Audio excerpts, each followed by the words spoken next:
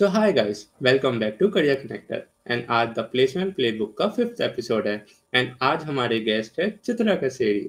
So basically ये मेरे school का दोस्त है एंड हमारी दोस्ती पिछले 10-12 साल से है। एंड आज का बेसिकली मीटिंग या वीडियो का एजेंडा ये है कि अपन चित्रा की स्टोरी जानेंगे। चित्रा कैसे as a BTech student to cracking ZS जानेंगे। चित्रा ने क्या क्या मिस्टेक करी थी वो जानेंगे। एंड क्या क्या एक्स फैक्टर चित्रा को लगा था कि स्टैंड आउट करवा पाया था इंटरव्यूज में वो जानेंगे। तो उन सबको जानने से पहले अपन एक बार जानते हैं कि आज अपन बात किससे करने वाले हैं। चित्र तू थोड़ा सा अपना इंट्रोडक्शन बता सके तो। Yes, yes. So, firstly, thank you for having me on Career Connector platform. Whatever work you're doing is phenomenal, great. So, about me, myself, I'm Chitra Kaseri, and I'm from Jaipur itself. And currently, I'm in my final year, and I'm doing my computer science engineering degree from UPS Dehradun. And yeah, I got selected into ZS and as an intern. So my role is Business Technology Solutions Associate, and I'm here in Pune right now. So yeah. हाँ चित्र, सब बच्चों का एक common doubt यही आने वाला है कि भी आपकी जर्नी कैसी थी, कैसे आप एक नॉर्मल बीटेक स्टूडेंट से जेडएस क्रैक कर लिया। तो तू थोड़ा सा अपनी जर्नी के बारे में बता। ओके, सो ZS हमारे कैंपस प्लेसमेंट्स में आई थी अराउंड सितंबर के अराउंड आई थी, लेट सितंबर। सो उसके अगेन देन कैंपस में आई थी, थोड़ा सा हाइप भी था ZS के बारे में कि okay it's a big company, they are giving good amount of money also to the selected employees. तो उसके then three rounds of test हुए पहले। So I cleared all those test and I got selected for the interview and then two rounds of interview हुए and as I got selected in them also. तो yes, ये मतलब process था GS के selection का। तो या चित्र, जो तेरे 3 राउंड्स ऑफ एमसीक्यूज टाइप कुछ हुआ होगा, तो हाँ। वो क्या क्या थे को बता सकता है? First round, second round, third round. Okay, so first round was aptitude round only, जिसमें जो भी तुम्हारे मेंटल एबिलिटी के क्वेश्चंस एंड ये सब होते हैं जो नॉर्मल एप्टीट्यूड रहता है। तो वो क्लियर करने के बाद तुम वो eligible for English communication round. तो इंग्लिश कम्युनिकेशन राउंड में तुम्हारी स्पीकिंग स्किल्स, तुम्हारे लिसनिंग स्किल्स, तुम्हारा ग्रामर, तुमसे 1 मिनट के ऑन द स्पॉट इम्प्रॉम्प्टू चीजें भी बुलवा रहे थे। So that was the second round. And the third round was coding plus SQL. So there were one coding question and two SQL questions. So they were very, basic SQL questions only doable. And there were some MCQs related to computer science. So this was the third round. And after, clearing this round, I guess around 80 students were there who were selected for the interview process. Yeah. Nice. And फिर वो तेरे दो interview rounds हुए, तो कैसे वो take plus HR थे या कैसे थे? Okay, so then first round of interview was purely technical. There was only one panel over there sitting, and she asked me questions. Firstly, she asked for my introduction, my skills, what projects I've done, what internships I've done, and then she moved towards asking me two questions related to coding, two questions related to SQL.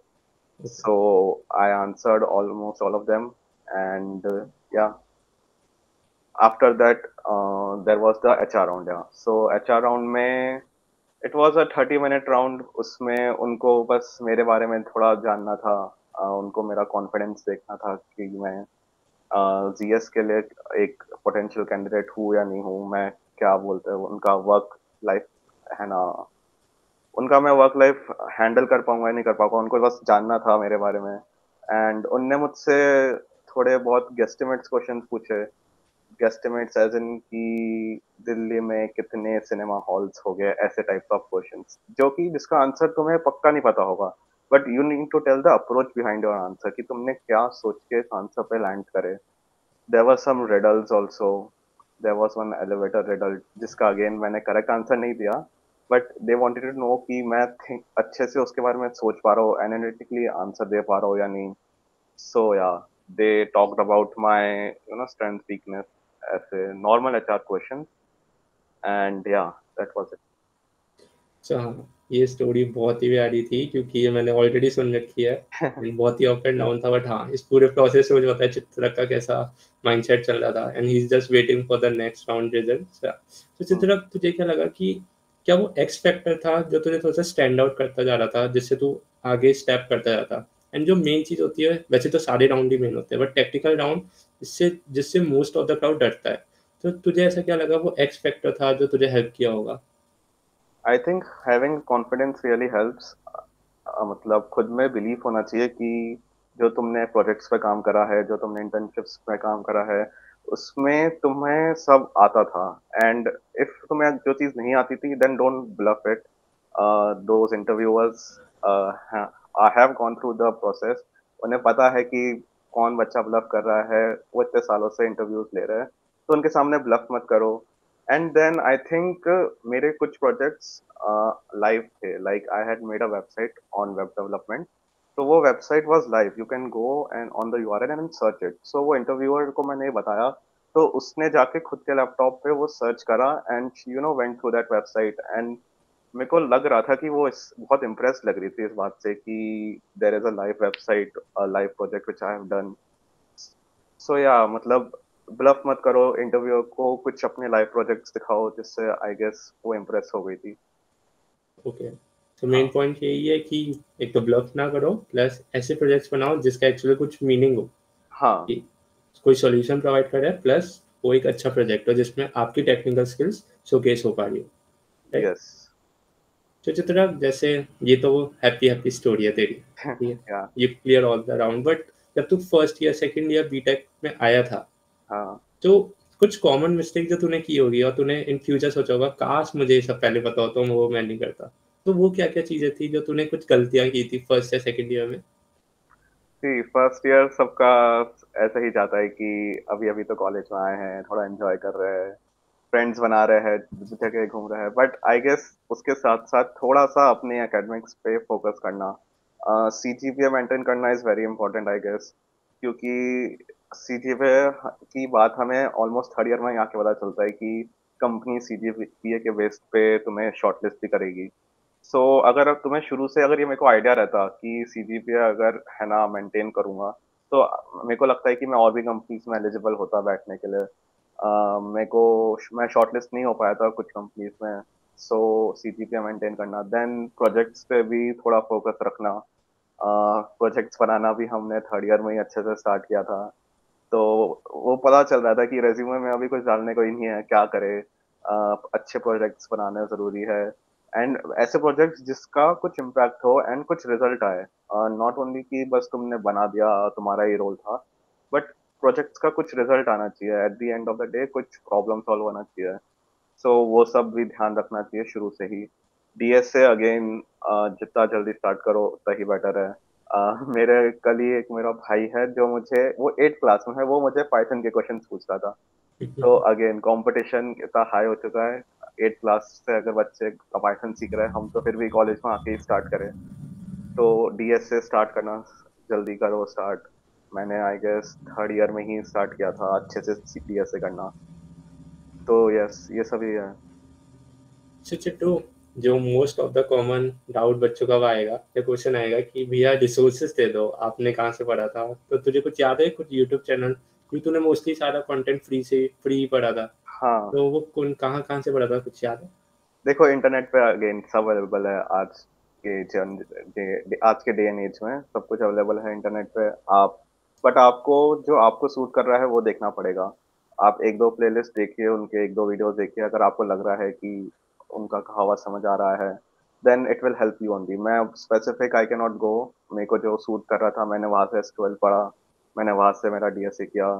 Core subjects, मेरे teachers were good enough in my college, तो मैं जो भी core subjects है, DBMS, OS, ये सब मैं उनसे जाके फिगर आउट कर लेता था। एंड अगेन कोई भी दिक्कत आए तो ऑनलाइन आजकल सब कुछ अवेलेबल ही है। सो या।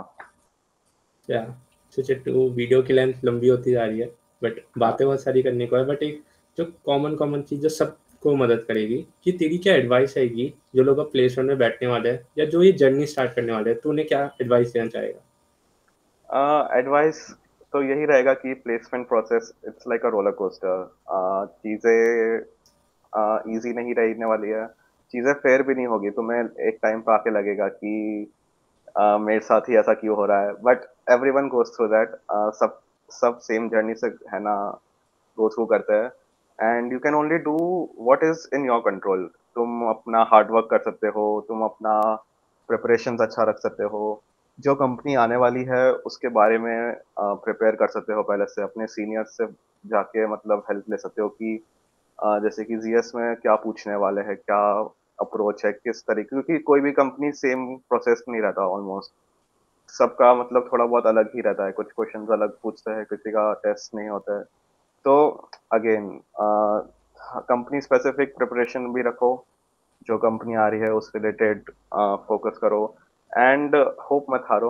सबका at the end of the day अच्छा ही होगा। परसिवियर करते रहो। या that's it. I hope so. बहुत ज़्यादा लाइक मुझे पता है अपन ने इतना सारा हाँ तूने कंटेंट दिया है जो बहुत लोगों के लिए हेल्प करेगा, एंड आई होप सो आप लोगों के लिए हेल्प करे। मैं चित्रक का लिंक्डइन हैंडल नीचे डाल दूंगा, एंड आई होप सो ये बस अब ये पोस्ट कर दे टेरेस का, जिससे हम लोग कमेंट कर पाए। एंड जब तक आप ये वीडियो आएगी तब तक इसका पोस्ट भी आ जाएगा, तो यस इसके यस पोस्ट पे लाइक वाइक करो, कमेंट करो। कोई डाउट है तो चिट्टू से पूछ सकते हो, जब भी वो फ्री होगा वो तुम्हें बता देगा। श्योर। बाकी वीडियो पसंद आई तो लाइक वाइक करना। थैंक यू चित्रक प्लेटफॉर्म पे आने के थैंक लिए यू। अपना। प्लीज सब लोग जाके लाइक करो, Keshav is doing a great job इतने सारे यंग बच्चों के लिए हेल्प करना। मैं खुद बहुत हैप्पी हूँ इसके लिए। And yes, go like and subscribe please. Thank you. So हाँ, चिट्टू ने बोल दिया लाइक एंड सब्सक्राइब तो कर देना, ठीक है। यस। सो बाय बाय गाइस। बाय।